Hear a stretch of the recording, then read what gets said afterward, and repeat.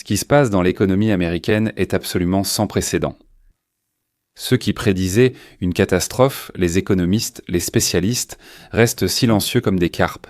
Toutes leurs prédictions, toutes leurs prévisions s'effondrent. Personne ne comprend pourquoi ni comment l'économie de Trump fonctionne, mais elle fonctionne. Voici un professionnel stupéfait d'ailleurs, c'est quelqu'un de plutôt pro-Trump, mais il est tout de même stupéfait. Lois Navellier, c'est un grand investisseur et analyste, et il dirige un fonds d'investissement. Comment évaluez-vous? Comment souhaitez-vous investir d'ici 2026 selon la situation macroéconomique? Nous visons une croissance du produit intérieur brut de 5%. Actuellement, il oscille entre 3,5 et 3,8, mais il sera révisé à la hausse en raison des indicateurs commerciaux. Le déficit commercial était le plus bas depuis 5 ans. Les exportations sont les deuxièmes plus élevées de toute l'histoire des observations, malgré les bas prix du pétrole. Cela entraînera d'importants ajustements à la hausse. La croissance vient surtout du reshoring, mais aussi de M et des centres de traitement de données. Les centres de données ont vu leur carnet de commandes augmenter d'un trimestre à l'autre. Nous entrerons dans la nouvelle année avec 5% de croissance du produit intérieur brut.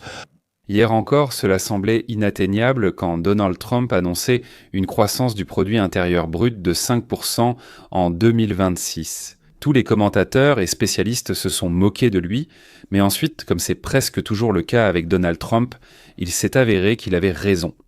Et les soi-disant spécialistes passent rapidement à un nouveau sujet. Ils oublient de s'excuser pour avoir traité quelqu'un d'idiot, de fasciste, de sénile, de menteur, et maintenant ils parlent d'autre chose, oubliant complètement qu'ils disaient exactement la même chose il y a une minute. Sur le fait que leurs propos ne se sont pas confirmés et que tout ce que disait Trump s'est entièrement confirmé, c'est dur d'être un génie.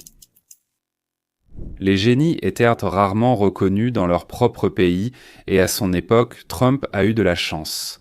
Les producteurs de richesses matérielles de l'Amérique ont vraiment cru en lui et lui ont confié les rênes de l'avenir de leurs enfants.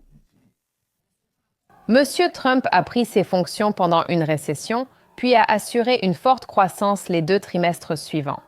Autrement dit, il a pris un navire en train de couler et en a fait une frégate de course. Mais ce qui est intéressant, c'est que l'économie évolue différemment dans les États bleus, donc démocrates, et dans les États rouges républicains. Pendant ce temps, le Conseil des conseillers économiques de la Maison-Blanche a révélé à quel point la vie économique diffère entre les États rouges et les États bleus.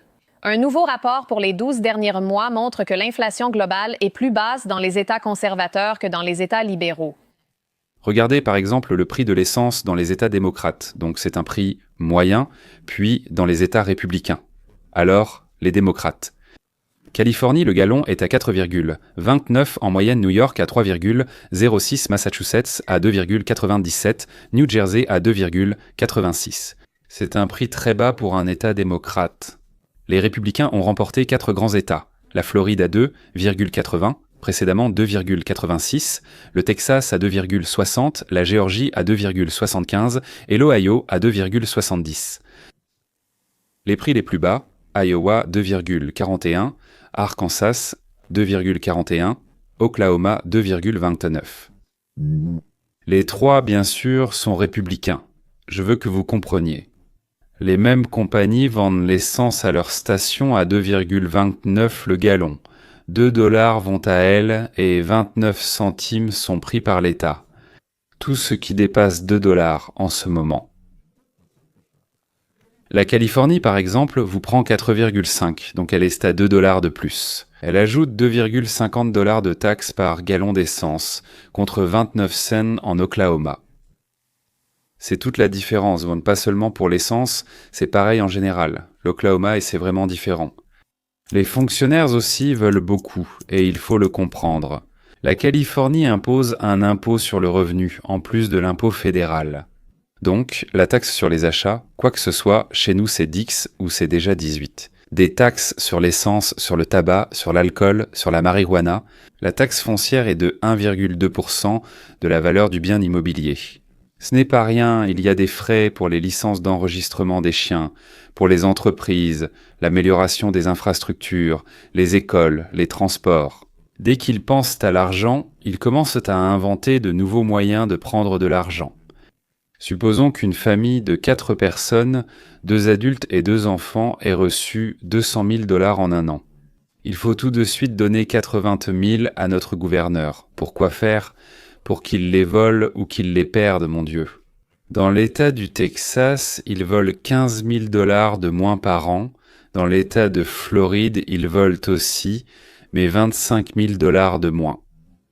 D'ailleurs, au Tennessee, au Wyoming, au New Hampshire, en Alaska, c'est la même chose qu'en Floride. Et vous savez ce qu'ils ont en commun?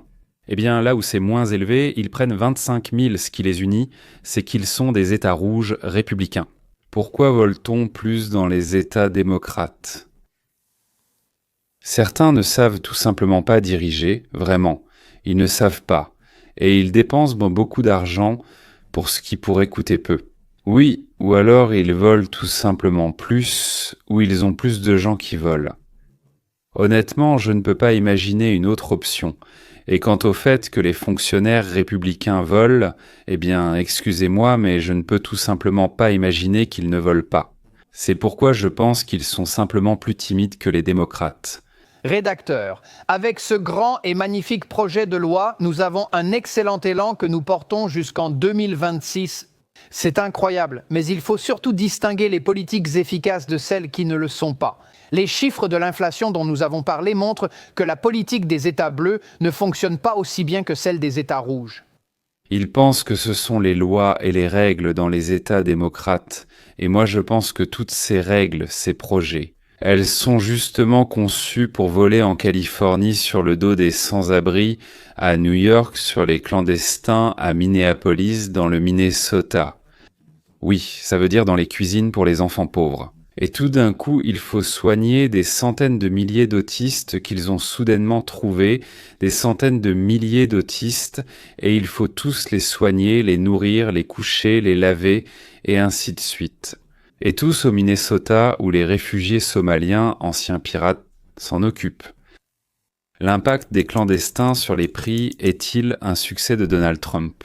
On peut ajouter qu'avec Joe Biden, les emplois étaient occupés par des migrants bon marché, et que les citoyens américains, n'ayant pas trouvé de travail, passaient automatiquement à l'allocation chômage.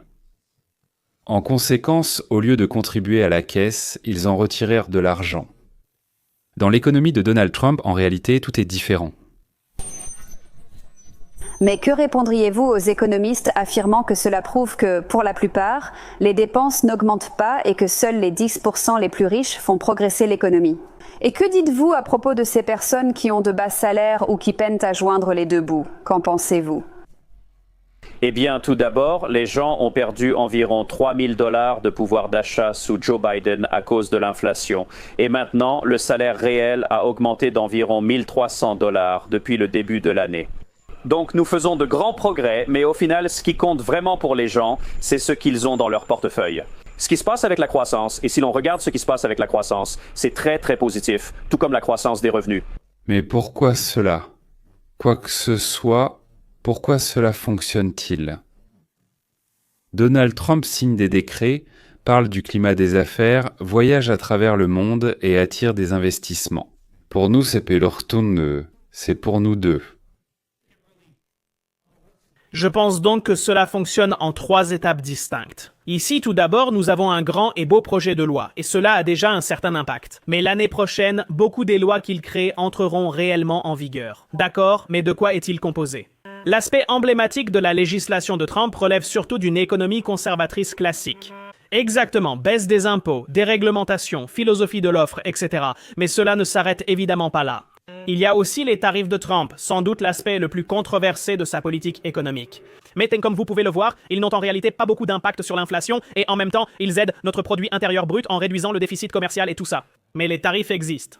Et enfin, bien sûr, je noterai que la question de l'émigration est étroitement liée à l'approche économique. Parce que, en fait, en tant que pays, nous rejetons la philosophie selon laquelle, je cite, notre économie a besoin d'une émigration massive, n'est-ce pas? Qui fera ce travail? Ils contribuent au produit intérieur brut. Non, nous ferons autrement. Nous allons bâtir un pays au service de notre peuple. Donc 3 piliers, 3 jambes, 3 points d'appui. L'État donne plus de liberté aux entreprises et ne punit pas le succès. Eh bien, dans de nombreux pays, si tu as bien servi tes clients et qu'ils t'ont payé beaucoup d'argent, les autorités t'infligent une amende pour cela. Pourquoi? Pour avoir trop bien travaillé? C'est pareil aux États-Unis, au Canada, en Europe, au Japon, en Australie, en Israël, partout. Nous tentons de l'introduire dès maintenant aux États-Unis. Le capitalisme du laisser-faire, mais ce que le ministre des Finances français Colbert a un jour proposé à Louis XIV comme moyen rapide de relancer l'économie, en réalité c'est cela que signifie le laisser-faire. Laissez-moi tranquille, ne m'embêtez pas ni ne me dérangez. Deuxièmement, aussi bien en France que dans tous les autres cas où les gens ont essayé cela, quand comme on dit, on leur donne carte blanche et on leur dit « on va te prendre 10, 20, je ne sais pas, peu importe combien maintenant, et c'est tout, point final. Fais ce que tu veux, vends à qui tu veux, fais ce que tu veux et paie-nous. » L'économie décolle. Voici le deuxième point. Les droits de douane à cause desquels il devient plus rentable de produire aux États-Unis que d'importer des marchandises fabriquées au Mexique, au Canada ou en Chine. De plus, les droits de douane permettent, en les collectant, de rembourser la dette publique. Et troisièmement, le départ de 2,5 millions de migrants a permis de remettre au travail des millions d'Américains.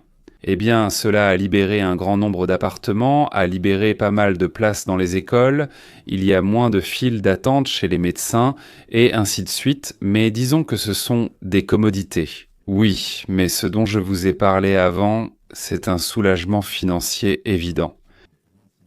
C'est-à-dire que nous avons remis au travail 1 million, 1,5 million ou 2 millions d'Américains qui auparavant vivaient aux frais de nos contribuables. Pas parce qu'ils le voulaient, mais simplement parce qu'à leur place, on embauchait des clandestins moins chers. Pourquoi Donald Trump a-t-il hérité d'un tel chaos? Pourquoi l'économie sous Joe Biden allait-elle si mal? Parce que, bien sûr, vous vous souvenez peut-être de ces années, ils analysaient toujours les indicateurs économiques sur le papier et disaient « Hey, regardez, en réalité, la croissance est excellente, regardez. » Mais en fait, tout le monde disait « D'accord, mais l'inflation est tellement mauvaise, pourquoi ne ressentons-nous pas cette soi-disant prospérité dont vous parlez ?» C'est parce que, au final, la croissance économique de Biden était factice, pas organique. En réalité, le gouvernement a massivement injecté de l'argent dans l'économie pour donner l'illusion d'une forte croissance, que ce soit par le développement du privé ou l'innovation américaine. Mais en réalité, c'est précisément pour cela que vous avez vu une inflation aussi rapide à laquelle la croissance des salaires des Américains n'a pas pu suivre. Au final, la prospérité était en réalité artificielle. C'était surtout une ruse pour gagner les élections de 2024, ce qui a échoué. N'est-ce pas? Ils ont imprimé des papiers et, sous différents prétextes, les ont envoyés dans des centaines, voire des milliers d'organisations démocrates. Eh bien, le front d'un gang criminel appelé le Parti démocrate des États-Unis.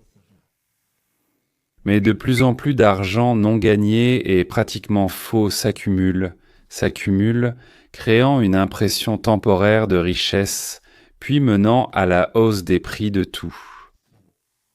L'inflation est le meilleur moyen de voler un pays. Chaque fois que nous engagions un nouveau fonctionnaire, nous volions de l'argent à ceux qui produisent quelque chose. Sous Biden, les entreprises ne se développaient pas, c'était principalement le nombre de fonctionnaires qui augmentait. Les lapins, ils grandissaient et dévoraient tout ce qu'ils pouvaient dévorer. Nous ne voulons pas que la majeure partie de la croissance de l'emploi ou de la croissance économique provienne du secteur public, nous voulons qu'elle provienne du secteur privé. Cette tendance, souvent remarquée à cause de Doja, montre que la croissance de l'emploi et de l'économie vient du secteur privé, non de l'État. Cette grande et belle loi, la réduction des impôts, tout cela constitue des incitations pour ce même secteur privé afin qu'il commence à croître. Oui, vous commencez à voir des signes positifs, il est évident que cela se produit aussi. Et d'ailleurs, oui, pourquoi le Kazakhstan? J'observe les chiffres du produit intérieur brut, mais il ne s'agit pas seulement de cela. Les salaires américains augmentent désormais plus vite que l'inflation. C'est une véritable croissance économique, et non une fausse croissance économique, n'est-ce pas? Les embauches se font maintenant principalement dans le secteur privé, c'est une véritable croissance économique, pas une croissance économique factice.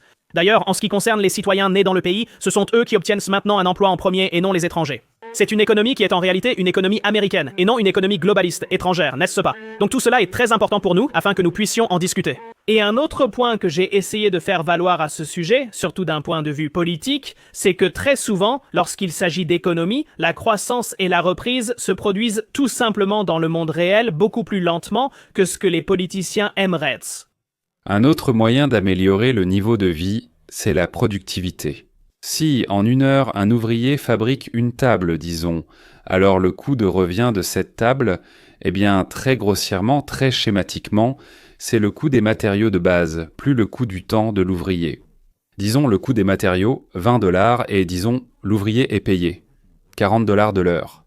Alors, le coût de revient de ce produit sera de 20 $ de matériaux plus, 40 $ pour 1 heure de travail, soit 60 $.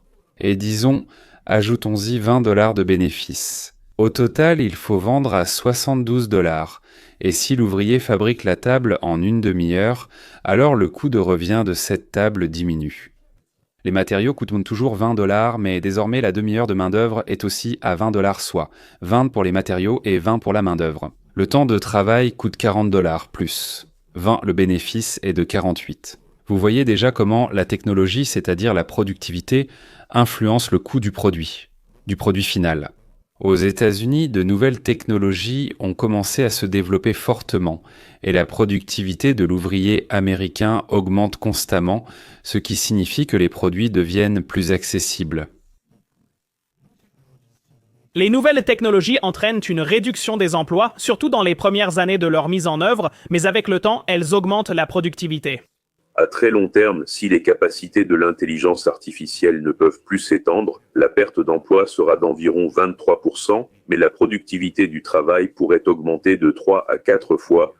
C'est parce que l'intelligence artificielle peut apprendre, et alors l'homme pourra aussi utiliser l'intelligence artificielle de manière plus efficace, puis l'entraîner pour qu'elle s'adapte à chacun. Et lorsque la productivité augmente, c'est en fait énorme. Et si on peut augmenter la productivité par 4 alors, en prenant notre exemple, on peut fabriquer 4 tables en 1 heure, c'est-à-dire une table toutes les 15 minutes. Donc les matières premières en coûtent 20 $ plus 10 $ un quart d'heure, cela fait 30 $ plus 20% de bénéfices, cela fait 36 $. Ainsi, la table, quand tu la fabriques plus vite et mieux, ne coûte plus 72 $, mais exactement la moitié. Mais j'ai une excellente nouvelle pour vous. Les matériaux aussi vont devenir moins chers. Disons que la productivité du travail a également augmenté, quelque chose d'autre a augmenté, l'essence est devenue moins chère à cause de cela, et ainsi de suite. Au final, supposons qu'ils coûteront maintenant 25% de moins, c'est-à-dire 15 $ au lieu de 20. Les matériaux coûtent. Plus 10 $ de main-d'œuvre, cela fait 25 $ plus 20% de bénéfices. Cela fait une table à 30 $. Il peut être vendu pour 30 $ suite. Qu'y a-t-il pour nous là-dedans? Que cela implique-t-il pour nous et pour le niveau de vie américain? Tout d'abord, si auparavant, avec un salaire de, disons, 200 000 $ pour une famille de 4 personnes, prenons ce même exemple, on pouvait payer une maison de 100 mètres carrés. Maintenant, on peut en avoir une de 150. Deuxièmement, on peut changer de voiture pour une plus récente ou plus puissante. Et troisièmement, on peut faire des rénovations qui étaient repoussées depuis longtemps. Et puis de partir une semaine en vacances avec toute la famille, comme promis aux enfants. Peut-être pas tout cela à la fois. Mais le même salaire permet maintenant d'acheter 3 fois plus de tables de notre exemple qu'auparavant. La table coûte désormais 30 $ au lieu de 72, soit 2 fois et demi moins, pas 3. Oui, ou bien acheter une table à 30 $ et en plus des chaises. Et il en restera assez pour des glaces pour les enfants et des fleurs pour la femme, ou bien, à l'inverse, qui vit bien en Amérique. Et comme touche finale, Économiste, le montre. Kurbanji, l'introduction de nouvelles technologies entraîne souvent d'abord une baisse d'efficacité et d'emploi avant que la productivité et la croissance de l'emploi ne s'améliorent. Et je pense que la Réserve fédérale voit, du moins au début, que l'intelligence artificielle ne va probablement pas générer de création d'emplois. Comme la plupart des innovations technologiques, il n'y a pas immédiatement beaucoup de nouveaux emplois qui apparaissent. Lorsque les gens commencent à adopter et à voir où cette productivité les a menés à une plus grande rentabilité, cela conduit alors à une croissance plus importante de l'emploi. En conclusion, nous sommes actuellement dans la phase descendante de cette courbe. Nous sommes maintenant au point le plus bas de l'explosion économique. Nous sommes au démarrage bas, mais le marché ressent déjà l'énergie. Savez-vous que la mesure de la santé du marché est la confiance de l'acheteur en l'avenir? On l'évalue pendant les fêtes en observant le nombre de cadeaux achetés et l'argent dépensé. Comment cela se compare-t-il aux années précédentes?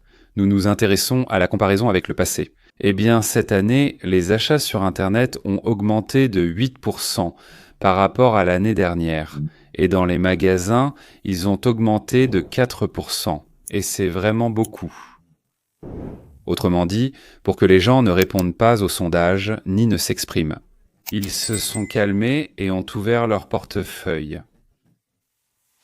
Bien sûr, ils sont encouragés par les médias et le Parti démocrate, mais encore 2 ou 3 mois et ils n'y prêteront plus attention non plus. Seulement les travaux de construction.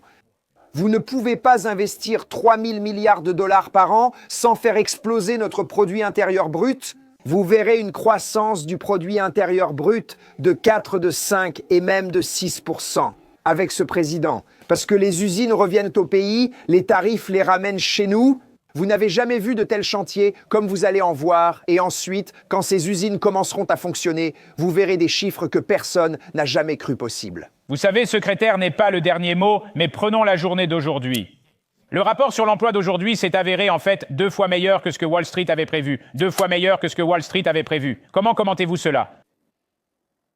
Eh bien, je pense que vous savez, ce n'est qu'une préparation à là où nous allons. Vous comprenez? Un grand et magnifique projet de loi entre en vigueur. Nous garantirons l'accessibilité partout, en restant très axés sur cet objectif et sa diminution.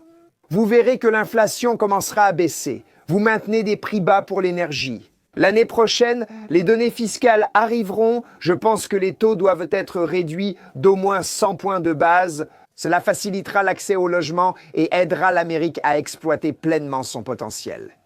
Quel est votre avis sur la répartition des dividendes tarifaires l'année prochaine? Cela n'a pas suscité beaucoup d'enthousiasme sur la colline capitaliste. Le président continue d'en parler. Et qu'en pense Govard Lutnick? Eh bien, voyez-vous, le président veut que les Américains comprennent que cela leur a été bénéfique, n'est-ce pas? C'est ça? Oui, cela réduira notre déficit. Oui, cela rendra le pays plus fort. C'était une belle conclusion prononcée par Govard Lutnick, le conseiller économique le plus proche du président Trump. L'essence de son discours. Contrairement au reste du monde, l'économie américaine connaît une prospérité sans précédent. La suite arrive, c'est tout pour aujourd'hui, au revoir et à la prochaine.